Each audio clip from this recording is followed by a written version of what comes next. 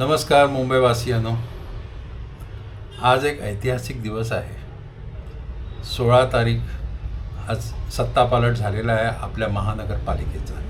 सत्तापालट झाला आहे ह्याचा अर्थ असा नाही की व्यवस्था अगदी एका दिवसातच बदलेल, पण आमचं तुमच्याकडे लक्ष आहे. तुम्हाला निवडून आणलेलं आहे, आमचं लक्ष असणार.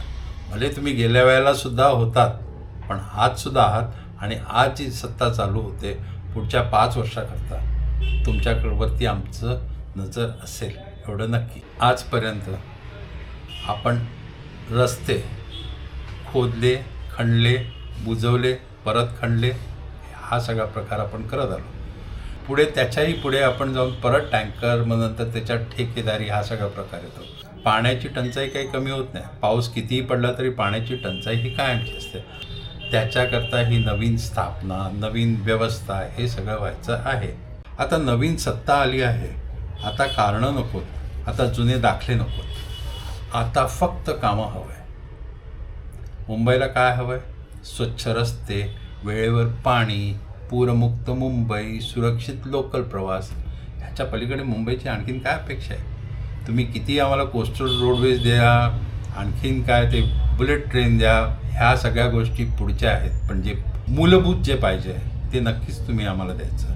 मुंबई ही फक्त इमारतींचे शहर नाही, ही कष्टकऱ्यांची, कामगारांची, मध्यमवर्गीयांची, झोपडपट्टीतील स्वप्न पाहणाऱ्या माणसांचे शहर आहे. सत्ता बदलली म्हणजे फक्त फाईलचा रंग बदलून चालणार नाही. ठेकेदार तेच, पद्धती तेच आणि जनता फक्त प्रेषक म्हणून असं म्हणून चालणार नाही. आता मुंबईकर जागा झालेला आहे. सोबत मीडियावर प्रश्न विचारतो आहे, कामाचा हिशोब मागतो आहे आणि सांगतो आहे, ही आमची मुंबई. नवीन सत्ताधाऱ्यानो, तुमच्याकडे संधी आहे इतिहास घडवण्याची, नाव कोरण्याचे. पण लक्षात ठेवा, मुंबई माफ करत नाही.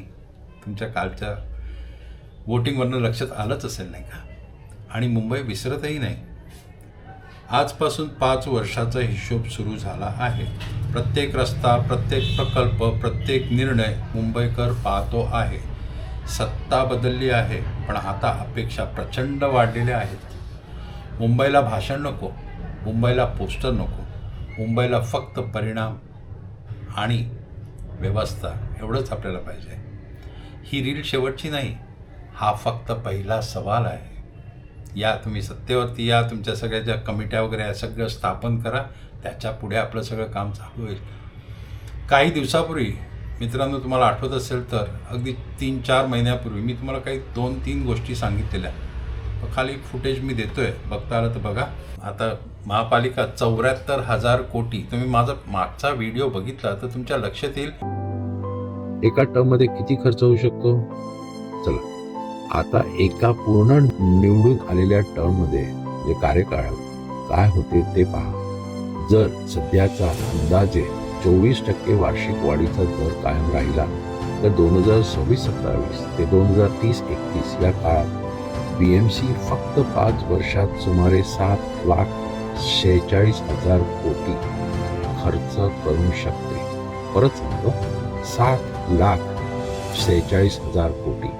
ही संपूर्ण रक्कम निवडून आलेला नगरसेवक, संबंधित संस्था आणि स्थायी समित्यांवर नियोजित, मंजूर आणि खर्च केला जाईल.